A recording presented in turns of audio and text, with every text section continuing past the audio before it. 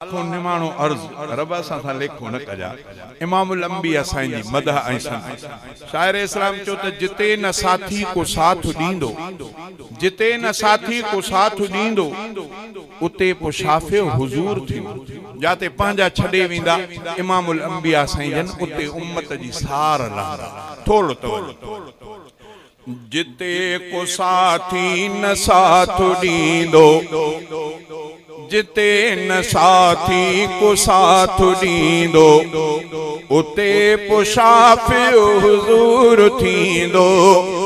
जिते न साथी को साथ दींदो जिते न साथी को साथ दींदो उते पो शाफे हुजूर थींदो असां में आहिनि गुनाह के असां में आहिनि गुनाह के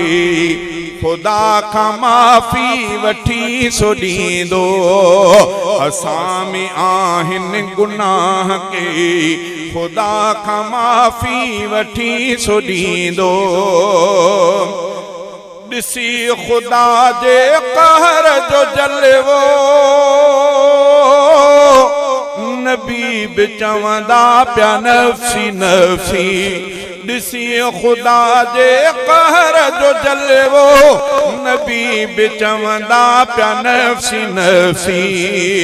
हबीब अहिड़ीअ ॾुखीअ महल में हबीब अहिड़ीअ ॾुखीअ महल में न उम्मतन खे ॾुखियो छॾींदो हबीब अहिड़ीअ ॾुखीअ महल में न उम्मतन खे ॾुखियो छॾींदो जिते न साथी को साथ दींदो उते पो शाफे हुजूर थींदो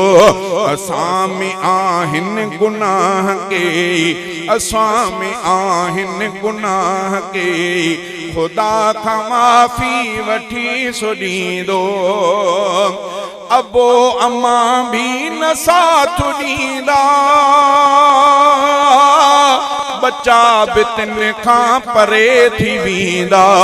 अबो अम्मा भी न साथ दींदा बच्चा भी तिन खां परे थी वेंदा मगर असां खां मिठो मुहम्मद मगर असां खां मिठो मुहम्मद परे न थींदो परे न वेंदो मगर असां खां मिठो मुहम्मद परे न थींदो परे न वेंदो जिते न साथी को साथ दींदो उते पो शाफे हुजूर थींदो ज़मीन हूंदी ततल समूरी पघर में माण्हू जिते पिया ॿुॾंदा धणीअ खां जन्नत वठी ॾियण लाइ धणीअ खां जन्नत वठी ॾियण लाइ उते असांजो हबीब ईंदो धणीअ खां जन्नत वठी ॾियण लाइ उते असांजो हबीब ईंदो जिते न साथी को साथ ॾींदो उते पो शाफे हुजूर थींदो खुदा जो महबूब ख़ल्क़ सब लाइ खुदा अॻियां वेंदो सजदे में पिणे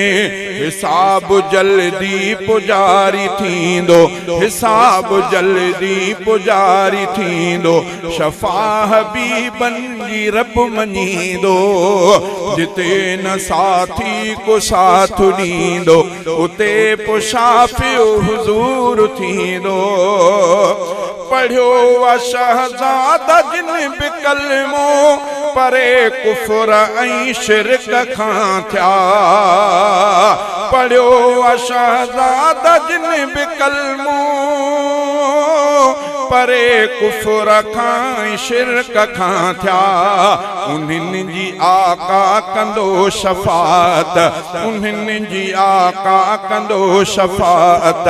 उन्हनि जी महबूब भर ॾींदो उन्हनि जी आका कंदो शफ़ात उन्हनि जी महबूब भर ॾींदो जिते न साथी को साथ ॾींदो उते पो शाफे हुजूर दूर थींदो।